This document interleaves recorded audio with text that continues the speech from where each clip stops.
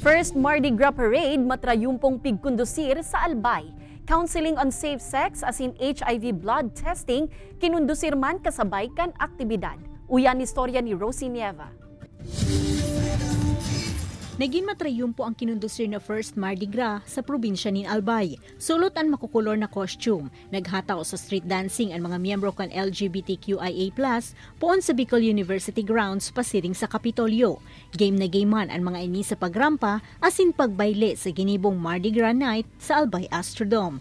Ang purpose ito number 1, ipakita ang pwersa ng LGBT, ipakita na ang LGBT bahagi ng komunidad. Kung anong karapatan meron ang ating mga common tao, ay same na karapatan meron din po ang LGBT. Anasambitan ng aktibidad ang pinadrinuhan kan provincial government kan Albay na obhetong ipamati sa mga ini ang sa indang importansya sa sosyedad. Makalihis kaya ang ipinasar na SOGI ordinance sa probinsya, mayo na subuot ni nangyayaring diskriminasyon sa mga ini. Ito pong mga nangyayari ngayon, kumbaga epekto na to because we have the SOGI, so talagang nabibigyan natin ng importansya ang LGBTQIA+ community dito sa Albay. Mientras tanto apuera sa parada, nagkaigwaman in counseling on safe sex as in HIV blood testing.